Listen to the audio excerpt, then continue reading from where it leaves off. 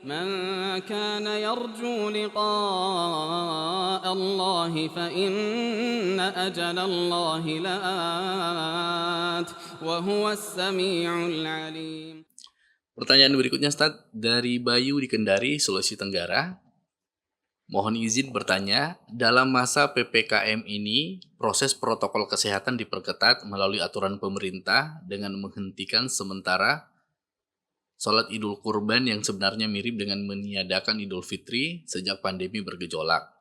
Sementara itu, sebagian besar memandang hal tersebut pilih kasih karena ketika tempat ibadah ditiadakan, fasilitas publik seperti supermarket maupun pasar tetap beroperasi sama seperti tahun lalu.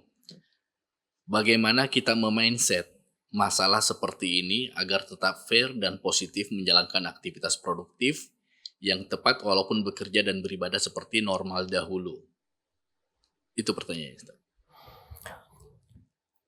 Ya, mindsetnya itu akan lurus apabila dia berpijak di atas pijakan syariat di dalam hal itu. Dan pijakan syariat jelas. Yang pertama, al-barakah itu selalu bersama al-jamaah. Keberkahan itu selalu bersama kebanyakan orang. Bersama kebersamaan di bawah aturan dari pemerintah untuk maslahat manusia. Maka apa yang dilihat oleh pemerintah maslahat, apalagi dimaklumi dari kejadian yang sekarang ini, itu tidak lebih parah daripada awal terjadinya pandemi, ya. Dan di awal pembatasan di pandemi itu memberikan manfaat yang sangat banyak dalam menurunkan angka dan sebagainya. Tentunya di kondisi yang parah seperti ini juga harusnya itu sangat bermanfaat. Jadi maslahatnya itu jelas. Ya, berkah itu walaupun misalnya kurang jelas, keberkahan itu bersama pemerintah itu tetap kaidah dasar dalam beragama. Karena itu Nabi Shallallahu Alaihi Wasallam ketika terjadi berbagai fitnah, berbagai kejadian-kejadian, ketika ditanya oleh Hudzaifah bin Yaman, apa yang beliau lakukan?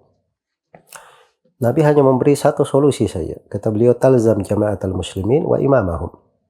Kamu komitmen bersama jemaah kaum muslimin, kebersamaan kaum muslimin dalam sebuah negara, dan kamu komitmen dengan pimpinan kaum muslimin di negara itu, di negeri itu.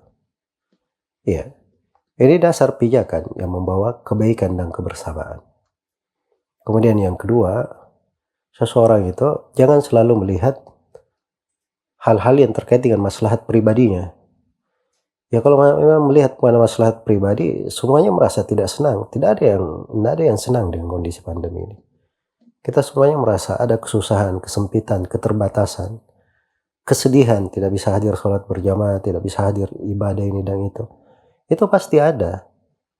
Tapi untuk kita korbankan hal-hal yang terkait dengan pribadi kita guna menciptakan maslahat yang besar, menjaga keamanan, menjaga rumah kita, negeri kita, supaya tetap tentram dan damai. Itulah sifatnya orang-orang yang besar jiwanya, mengerti agamanya, dan menghendaki kebaikan untuk manusia.